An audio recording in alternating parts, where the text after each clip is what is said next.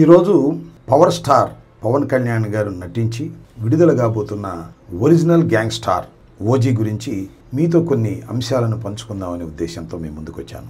ఇప్పుడు రాష్ట్రంలో సినిమా అభిమానులు అదేవిధంగా రాజకీయ అభిమానులు కూడా ఓజీ విజయవంతం అవుతుందా లేదా అనే దానికోసం ఎదురు చూస్తున్నారు. దానికి ప్రధానమైన కారణం రాష్ట్ర ఉప ముఖ్యమంత్రి పవన్ కళ్యాణ్ గారు నటించినటువంటి చిత్రం కావటం.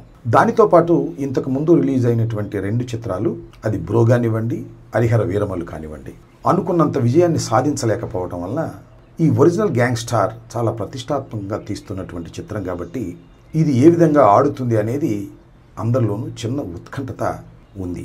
రేపు 25వ తారీఖు అంటే 24వ తారీఖు అర్ధరాత్రి 1 గంటకు ఈ చిత్రం రిలీజ్ అవుతుంది.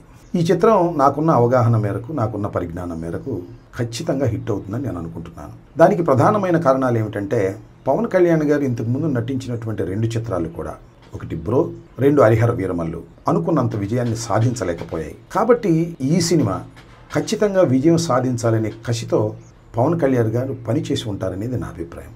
దానితో పాటు డైరెక్టర్ కూడా గత 2 సినిమాలు అంతగా విజయం సాధించలేదు కాబట్టి ఈ చిత్రాన్ని విజయం సాధించే విధంగా మనం గట్టిగా కృషి చేయాలనే పట్టుదల ఆయనలో కలిగి ఉంటుంది.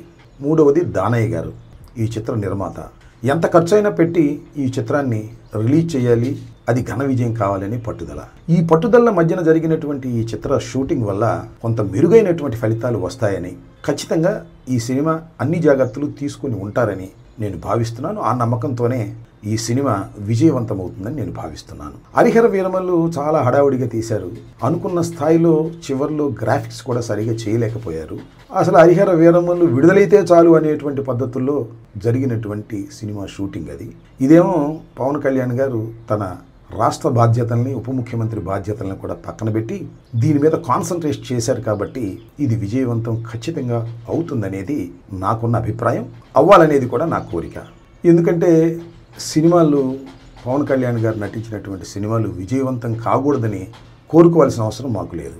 రాజకీయంగా ఆయన మీద మాకు ప్రత్యర్థి కాబట్టి మాకు కొన్ని విమర్శలు ఉంటాయి కాబట్టి విమర్శలు చేస్తాం. అవి కూడా సద్విమర్శలే చేస్తాం.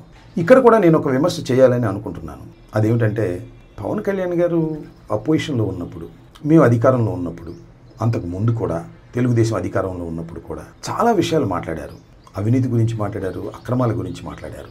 నేను ఇవాళ మనవి చేస్తున్నా, పవన్ కళ్యాణ్ గారు మీరు ఉప ముఖ్యమంత్రిగా ఉన్నప్పుడు మీరు నటించినటువంటి చిత్రం రిలీజ్ రోజున 1000 రూపాయలు మీరు టికెట్ పెట్టారే, ఇది అవినీతి కాదా? ఇది అధికార దుర్వినియోగం కాదా అనేది నా ప్రశ్న. సరే, దులపరించుకుపోతాను అంటే నేను చేయగలిగింది ఏమీ లేదు. పవన్ కళ్యాణ్ గారు అపోజిషన్లో ఉన్నప్పుడు లేదా ముఖ్యమంత్రిగా కానప్పుడు, ఉప ముఖ్యమంత్రి కానప్పుడు చాలా విషయాలు చెప్పారు, నీతి గురించి, అవినీతి గురించి. కానీ అధికారంలోకి వచ్చిన తర్వాత ఏమీ తేడా లేదు. తెలుగుదేశం ఎంత అవినీతికరమైన రాజకీయ పార్టీనో, నేను కూడా దాంతో పోటీపడి అవినీతి చేసుకునేటటువంటి వ్యక్తిని అనేటువంటి భావన కలిగే విధంగా రాష్ట్ర ప్రజానీకానికి మీరు కలిగిస్తున్నారు. 1000 రూపాయలు టికెట్ పెట్టి మీ సినిమాను రిలీజ్ చేసుకోవటం అంటే ఎంత స్వార్థపూరితమైనటువంటి అంశం అండి. నాకు తెలియక అడుగుతాను. మీరు ఇవాళ చాలా విషయాల గురించి మాట్లాడుతున్నారు, నీతి గురించి మాట్లాడుతున్నారు. నేను ఒకటి మాత్రం చాలా స్పష్టంగా చెప్పదలుచుకున్నాను.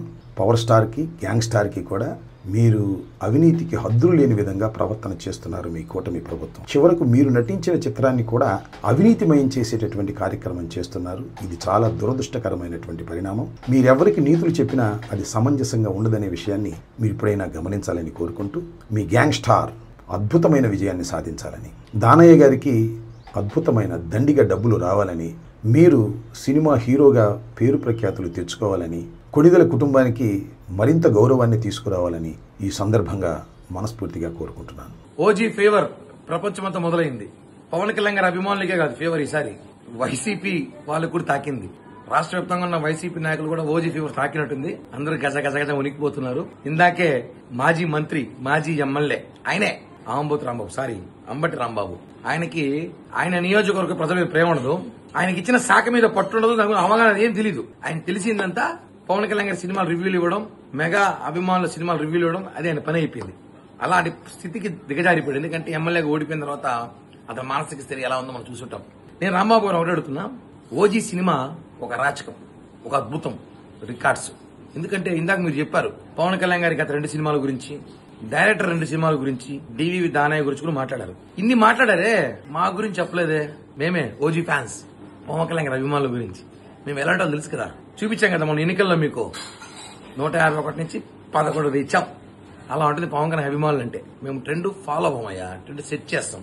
ఉదాహరణకి ఇప్పుడు వినాయక చవితికి లడ్లు పెడతారు, వేలంపాటలో కొంటారు భక్తులు, వినాయకుని భక్తులు వేలంపాటలు వేలలో లక్షల్లో. అలాగే పవన్ కళ్యాణ్ గారి సినిమా టికెట్లు కూడా ఈసారి వేలల్లో లక్షల్లో అభిమానులు భక్తులు కొంటున్నారు. నువ్వు టికెట్ల గురించి టికెట్లు ఆ రేట్లు పెట్టారు, ఈ రేట్లు అంటారు. అరే బాబు, ఇక్కడ వేలల్లో కొంటున్నారు వేలంపాటలో. అది పవన్ కళ్యాణ్ క్రేజు, ఓజీకున్న క్రేజు. కాబట్టి సినిమాలు రివ్యూలు ఇచ్చడం మానేసి రేపు వచ్చేసే ప్రీమియం షోకి సినిమా చూద్దాం, కలుద్దాం. చూడాలి కదా, వస్తావులే. కానీ ఒకటి, దొంగచాటుగా గోడల మీద బాత్రూమ్ కూడా చూడద్దు. సినిమా ప్రతిసారి చూసేట్టు నేరుగా థియేటర్ రా, టికెట్లు పంపిస్తా, సినిమా చూడు, తర్వాత మాట్లాడదాం రివ్యూ గురించి. జై పవన్ కళ్యాణ్, జై హింద్.